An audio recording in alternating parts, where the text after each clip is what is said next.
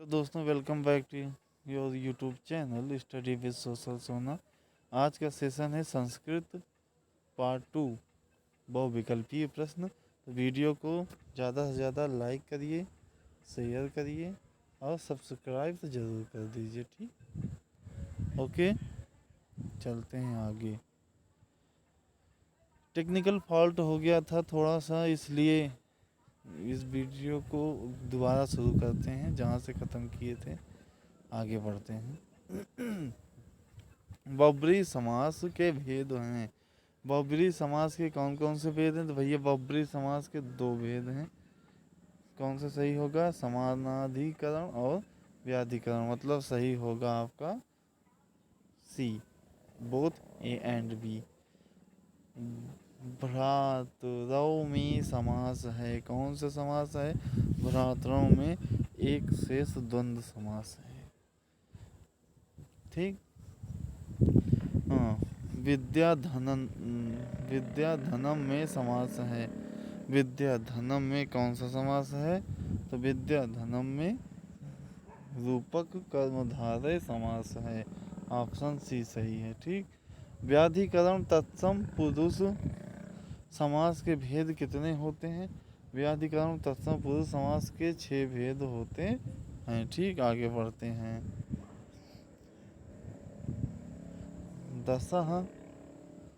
दशः आनना यस्य सह समास विग्रह के भेद कितने हैं?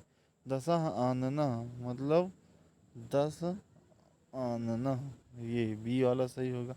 बहुब्रीहि समास के भेद होते हैं।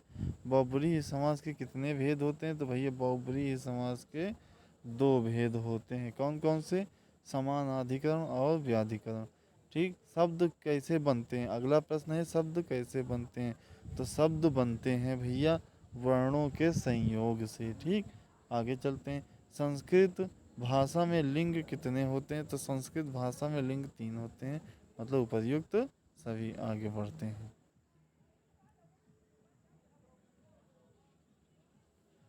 फल शब्द में लिंग है कौन सा? फल शब्द में लिंग है अकारांत पुल्लिंग या उकारांत पुल्लिंग।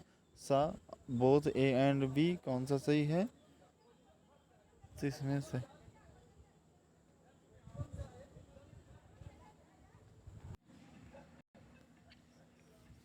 ठीक, फल शब्द में लिंग है कौन सा?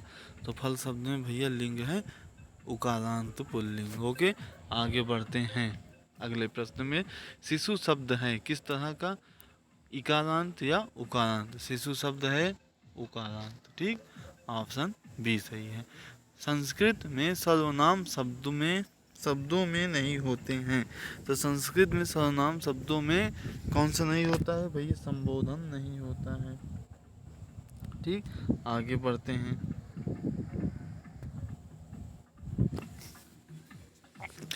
संस्कृत में अस्मद तथा युष्मद के रूप तीनों लिंगों में कैसे होते हैं? समान होते हैं। ठीक, कैसे होते हैं? समान होते हैं। आगे बढ़ते हैं। बालक में चतुर्थ विभक्ति में प्रथम वचन में रूप होगा कौन सा? बालकाय। ठीक, आगे बढ़ते। नपुंसक लिंग है इन चारों में से बताओ। अगला प्रश्न ये वाला है। तो इन चारों में से नपुंसक लिंग कौन सा है? बालक है नहीं, एते है पता नहीं, नदी है नहीं, और सर्वा है नहीं। मतलब कौन सा होगा? ये वाला एते। के रूप है। के रूप कैसा है? तो के रूप ये स्त्री लिंग है। ठीक, आगे बढ़ते हैं। धातुओं को संस्कृत में कितने गणों में बांटा गया है? तो धातुओं को संस्कृत में 10 गणों में बांटा गया है। ठीक, आगे बढ़ते हैं। संस्कृत पाठ्यक्रम में लकारों की संख्या कितनी होती है? संस्कृत पाठ्यक्रम में लकारों की संख्या 5 होती है। कौन कौन सी? चलो बताओ। लट, लोट, लिट, लिंग, विधिलिंग। ठीक, आगे बढ़ते हैं। आगे बढ़ते हैं। धातु से लिट लकार मध्यम पुरुष एक वचन का रूप होगा। तो एक वचन का कौन सा रूप होगा स्रा का? तो होगा मध्यम पुरुष एक वचन। तो भैया मध्यम पुरुष एक वचन में ये वाला श्रोष्यति। ठीक, आगे चलते हैं। दृश्य धातु का लट लकार उत्तम पुरुष के द्विवचन का रूप क्या होगा? उत्तम पुरुष के द्विवचन का रूप होगा भैया पस या वाह। ठीक, आगे बढ़ते हैं।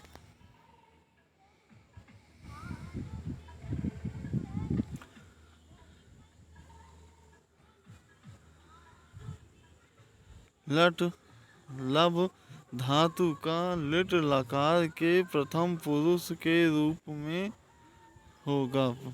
लब धातु का लिट लकार के प्रथम पुरुष रूप में बहुवचन के रूप में क्या होगा? तो भैया होगा लभंताम। ठीक, अस धातु लट लकार के उत्तम पुरुष के द्विवचन के रूप में होगा। द्विवचन के रूप में क्या होगा? आसव। ठीक, आगे बढ़ते हैं। कर्म कारक में विभक्ति होता है। तो कर्म कारक में कौन सी विभक्ति होता है? द्वितीय विभक्ति। ठीक, आगे बढ़ते हैं। नाम मात्र में विभक्ति है। नाम मात्र में प्रथमा विभक्ति है। ठीक, आगे बढ़ते हैं। कर्म कारक का चिन्ह कैसा होता है? कर्म कारक का चिन्ह कैसा होता है? कहता नहीं कर्म को होता है। ठीक, आगे बढ़ते हैं। द्वितीय विभक्ति का प्रयोग होता है, कहाँ होता है? द्विकर्मक धातुओं। द्वितीय विभक्ति का प्रयोग कहाँ होता है? द्विकर्मक धातुओं में। मेरे साथ फिर से दोहराओ, द्वितीय विभक्ति का प्रयोग कहाँ होता है? द्विकर्मक धातुओं में। ठीक, आगे बढ़ते हैं। नवनवति शब्द का अर्थ क्या होगा? नवनवति मतलब 99 होता है। ठीक, अब आगे बढ़ते हैं। सहस्रम का अर्थ क्या है? सहस्रम का अर्थ है 1000। ठीक, आगे बढ़ते हैं। राम कृष्ण शब्द में कौन सा समास है? तो द्वंद्व समास है। दोनों लोग समान हैं। ठीक, त्रिलोकी शब्द में कौन सा समास है? तो त्रिलोकी शब्द में द्विगु समास है। राजपुत्र हमें कौन सा समास है? तो राजपुत्र हमें द्विगु नहीं तत्सम समास है, तत्पुरुष समास। ठीक, यार कभी कभी जबान स्लिप हो जाती है तो दिल पे मत लिया करो। आगे बढ़ते हैं।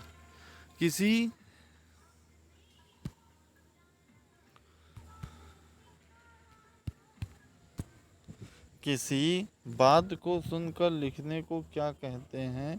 तो उसे कहते हैं श्रुत लेख। ठीक, आगे बढ़ते हैं।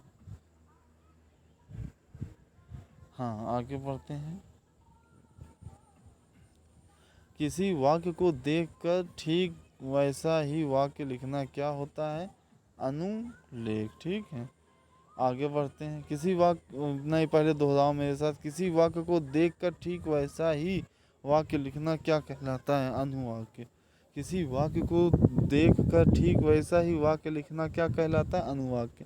किसी वाक्य को देखकर ठीक वैसा ही लिखना क्या कहलाता है? अनुवाक्य। ओके, आगे बढ़ते हैं अगले प्रश्न में। किसी के द्वारा बोले हुए वाक्य को लिखना उसे कहते हैं, क्या कहते हैं? उसे कहते हैं सुलेख। ठीक, संस्कृत में समास के भेद कितने होते हैं? तो संस्कृत में समास 5 होते हैं। आगे बढ़ते हैं। उपसर्ग के प्रयोग से अर्थ बदल जाता है। तो कैसा बदल जाता है भैया? दोनों का अर्थ बदलता है, क्रिया का भी बदलता है और धातु का भी बदलता है। ठीक, आगे बढ़ते हैं। उपसर्ग के प्रयोग से वाक्य हो जाता है।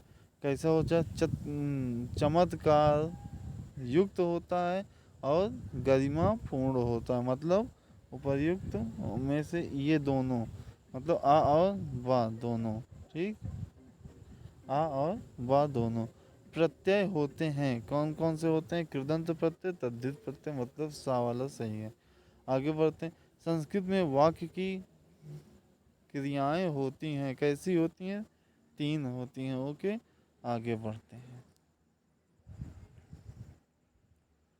आगे बढ़ते हैं।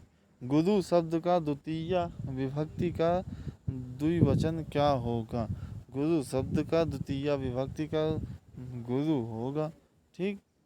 मुनि शब्द का प्रथमा विभक्ति प्रथम वचन क्या होगा? तो मुनि शब्द का प्रथमा विभक्ति प्रथम वचन मुनि होगा, ठीक।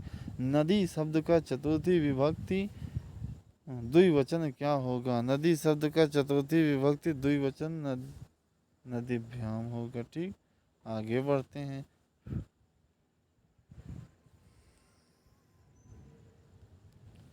धेनु शब्द का तृतीय विभक्ति एक वचन क्या होगा?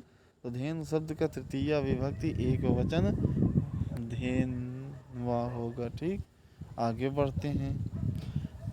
तीन या त्रि का प्रथम विभक्ति प्रथम वचन क्या होगा? तो त्रयः होगा।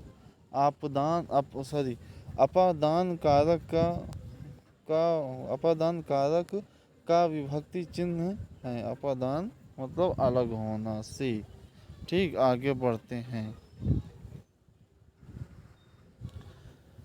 नारियल को संस्कृत में क्या कहते हैं? नरिकेलम, ठीक। सेब को संस्कृत में क्या कहा जाता है? सेवम, ओके।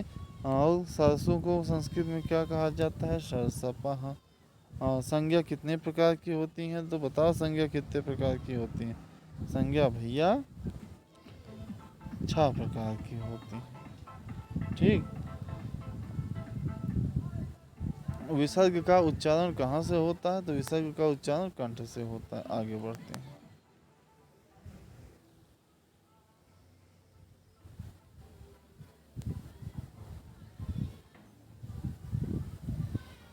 एकोन चतुर्विंशति शब्द का अर्थ क्या होता है? तो 39 होता है। चारों में समास है। कौन सा समास है? तत्पुरुष समास है। भया थक तथा रक्षार्थक धातु के साथ विभक्ति का प्रयोग होता है। किस तरह का? पंचमी विभक्ति का, ठीक। आगे बढ़ते हैं। अहम बालिकाम पश्यति, वाक्य का कर्म वाच्य में परिवर्तन। तो मया बालिका दृश्यते, ये सही होगा। ई महसा सूत्र की संख्या कितनी होती? भैया भोलेनाथ दिए थे इन्हें पाणिनि को, 14 होती, अभी बताया गया था। आगे चलते हैं। पावक में कौन सी संधि होती है? तो भैया पावधन अका, मतलब अयादि संधि। सा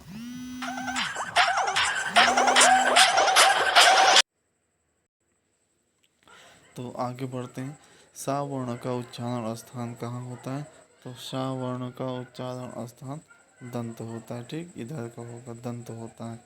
अच्छा, त्रयस चत्वारिंशत् शब्द का अर्थ है, तो क्या होगा?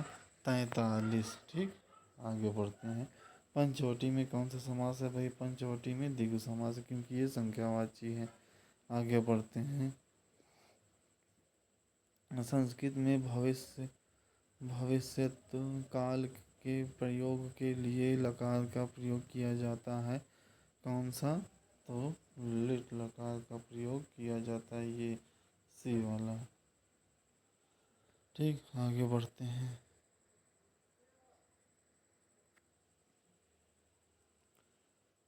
आइए आगे बढ़ते हैं। संस्कृत व्याकरण की दृष्टि से शुद्ध रूप है। तो संस्कृत व्याकरण की दृष्टि से शुद्ध रूप कौन सा है? उपयुक्त। संख्यावाची शब्द षष्णोवति शब्द अंक का वाचक है। कौन सा है? 96। कर्ता का इष्टतम कारक है। कर्ता का इष्टतम कारक कर्म कारक नहीं। अकः सर्वणे दीर्घः सूत्र। ये किसका सूत्र है? अकः सर्वण दीर्घ मतलब दीर्घ संधि है। ठीक, तो आज का बहुविकल्पी का सेशन यहीं तक होता है। आगे ये वीडियो को लाइक कर दीजिए, शेयर करिए और सब्सक्राइब करना तो मत भूलिएगा, ये बहुत ज़रूरी है। ठीक, जितना हो सके उतना लाइक करिए, शेयर करिए, सब्सक्राइब करिए। मिलते हैं अगले वीडियो में। जय हिंद, जय भारत, जय श्री राम, वंदे मातरम।